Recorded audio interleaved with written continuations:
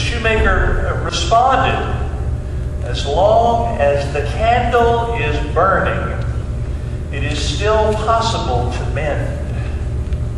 As long as the candle is burning, it is still possible to mend. Now what that says to me is that that's a parable of God's love and grace that's offered to us. And as long as we have breath, as long as we are living, God continues to offer us the opportunity to have our lives transformed. Offers that continually to us. I think it's a wonderful truth about God's saving grace in our Lord Jesus Christ. As long as we live, as long as we have breath, God offers transformation. I think that that's shown in today's gospel reading as well. As you might have assumed, I'm not preaching on the Old Testament lesson, sort of a grim part of the history of the people of Israel. But in today's gospel reading, Jesus is invited to the home of Simon the Pharisee for dinner, and he goes, and almost immediately there's a woman of the street, and there's no mistaking. This is a prostitute who comes into Simon's house, and while they're reclining there at dinner, she weeps. She weeps, and she washes his feet with her tears, and dries his feet, and kisses his feet, and then anoints them with oil. And Simon, much taken aback by, number one, this woman being in his house, and number two, by Jesus allowing her to touch him, to kiss him, and to have these particular ministrations inappropriate. She took down her hair. How scandalous that a woman would take down her hair in public. And Jesus just is present with this woman. And Simon, says, well, if this guy's a prophet, he would know what kind of woman this is. He would know that she's unclean, that she's a terrible sinner. I mean, I'm a Pharisee and I can tell that. Jesus sort of reads his mind and said, Simon, let me tell you a story. He tells him a story about two debtors who owed a creditor. One owed 500 denarii, which is 500 days' labor. A denarius was 1 day's wages for laborers, and the other owed 50. The creditor forgave the debt. Which of those debtors was more appreciative? And Simon said, well, I guess the one who was forgiven the more would love more. And Jesus said yes. Jesus said yes. And I have to read the words that he talked about. Because he says, do you see this woman? I entered your house. You gave me no water for my feet, but she has bathed my feet with her tears and dried them with her hair. You gave me no kiss, but from the time I came in, she has not stopped kissing my feet. You did not anoint my head with oil, but she has anointed my feet with ointment.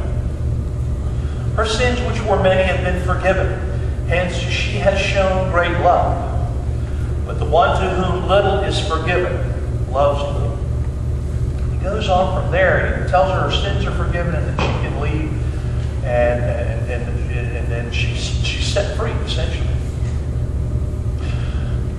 God's grace is always present to transform. In this story, we see two different people. One, the Pharisee, the righteous man, the man of the law, who welcomes Jesus into his home, sort of. Sounds like more of a test, a challenge to this one who says he's a prophet. This one who people say is a holy man, one people say may be the Messiah, who questions and doubts, and a prostitute who is overcome by the love and the acceptance of this one, so much so that she weeps. She weeps. She offers that wondrous gift of adoration in that process.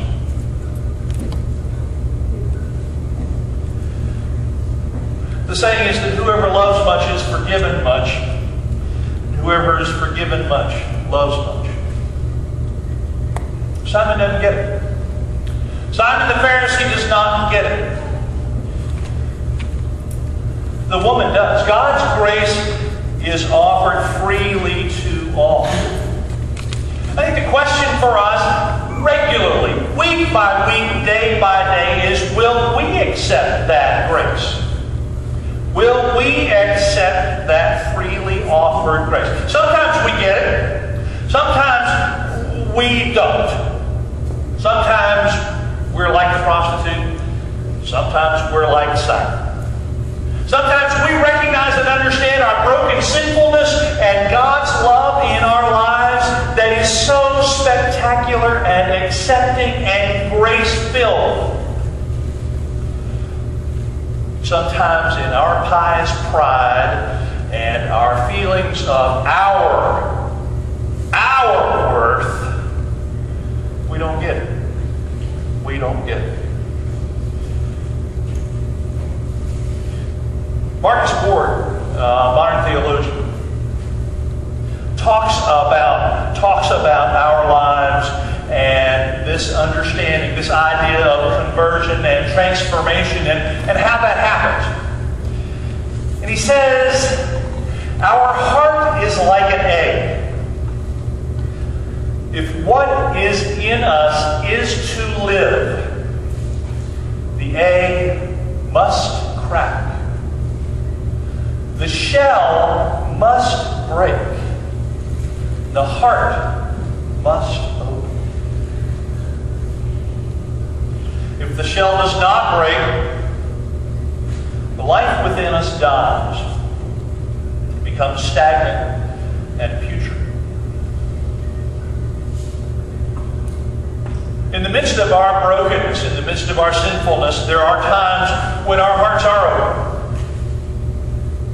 In the midst of our pride, false piety, we don't see the offer of forgiveness and love. In order to truly live, our hearts must be open to this freely offered gift of grace. This day I invite us as we continue with the service, get beyond the creed, the prayers of the people. Ask God to forgive us and heal us.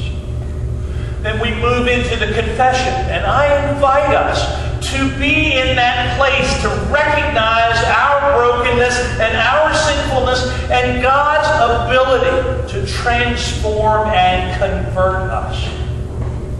I invite us all to have our hearts, to have our shell be broken. And let us understand and know God's grace and God's love and forgiveness for us. I invite us all to have that debt wiped away, to know the freedom from that debt of our sinfulness. And it's always possible. It's always possible. But we have the opportunity right now, this morning, to do that. It's always possible. For as long as the candle burns, it is possible to mend. I invite us this day to open our hearts to God's forgiveness.